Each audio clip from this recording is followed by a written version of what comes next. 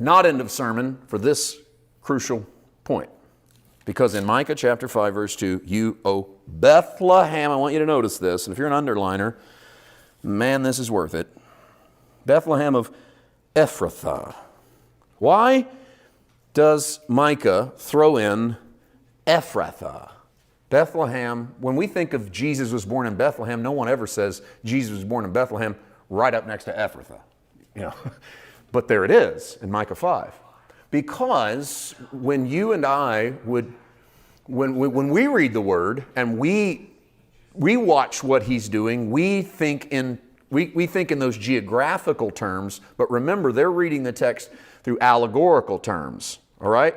So Ephrathah is located next to Bethlehem, but what does Ephrathah mean to a Hebrew? All right, and here's what you might want to jot down. Ephrathah actually means in the Hebrew ash heap. It's a heap of the ashes that come from a fire. Once the fire is done, you heap the ashes together. That's Ephrathah. That's literally what Ephrathah means in Hebrew, is place of the ashes. But what was it geographically? According to Genesis 35, it's the place Rachel was buried.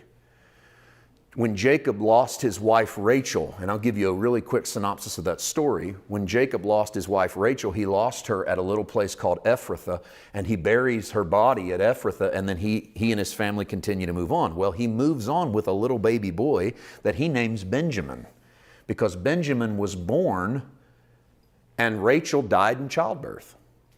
And Rachel dies, and the last words on her come out of her mouth in Genesis 35, she names her son Benoni. Benoni in the Hebrew is son of sorrow. So she dies crying. She dies wailing over this boy that she knows is killing her as she's born, as the baby is born. So as Benoni is born, son of sorrow, Rachel takes her last breath. Jacob picks the baby up and changes its name. He doesn't want to call it Benoni because he doesn't want to think of sorrow every time he looks at this boy. So he names the baby Benjamin, son of my right hand. And the right hand is the chief blessing. So naming his youngest son, son of my right hand, was mind-blowing to whoever ever met Benjamin, because son of my right hand is my firstborn. They get everything. They get twice as much as everybody else. And so you're watching Jacob grieve his wife every time he looks at Benjamin. That's why Benjamin is so precious to Jacob. You get into the Joseph story, and Jacob won't let Benjamin go to Egypt. I'm not letting Benjamin out of my sight. Why? Because Benjamin is my connection to Rachel. Benjamin is my connection to the past. Benjamin's my hope for the future. Benjamin's life has to matter because Rachel died having him. So Benjamin's my precious one. Benjamin's the one that gets it all because I'm not going to let her die in vain. That's Ephrathah. Why is it an ash heap? Because hopes and dreams died at Ephrathah. The love of a man's life died at Ephrathah.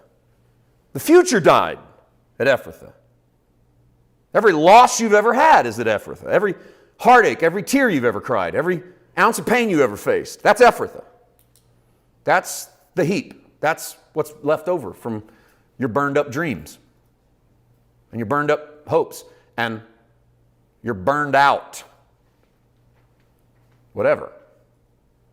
That's why I spent all that time talking about allegory. Because it meant something. For us, it's geography. We mess this up. We go, where's Ephrathah? Is that close to Bethlehem? What? But for them, it's why Micah throws it in, because Bethlehem means house of bread. Bethlehem is the place where you get to eat something fresh. Jesus is born at the house of bread because He is the bread that comes down from God out of heaven. But the house of bread is built at Ephrathah. God's bread comes out of our ashes. Life comes out of our death. Life comes out of our loss. Christ is born where something in us dies. That's the advent of Jesus. That's why we celebrate the Christmas season, because you have your own ash heap. You have an ash heap. It looks different from you to you to you to me. Some ash heaps are dreams, hopes, kids, Spouse, relative, parent, something that's gone. Heart broke, pain, loss, you'll never be the same again. Jesus arriving starts right there for all of us. Where do we meet him? We meet him right there. We meet him at that place of great pain because Jesus takes over where we're at a loss. He could have been born in Rome. He could have been born in Jerusalem. But he's born in Bethlehem because Bethlehem sits next to the ash heap. And what a better place for God to take on human flesh than the place of our ashes and our loss and our pain and our failure. You want to meet him? That's where you'll always meet him. Wherever there's a broken piece of you, that's where you'll meet him. Wherever something in you has died, that's where you'll meet him. Wherever your past meets your destiny, that's where you'll meet Jesus. If he's born in Rome, then he's born in power. And where does he meet you? At your best place. If he's born in Jerusalem, then he's born in religion. And where does he meet you? At your holiest place. But if he's born in Bethlehem, where does he meet you? At your worst place. At the place where there's just nothing to live for anymore. And he goes, welcome. This is where I want to be born. This is where I want to meet you. Because I want to walk with you from Ephrath. I don't want to walk with you from Rome. I don't want to walk with you from Jerusalem. I want to walk with you from your broken place. I want to meet you in your pain. I want to live here with you.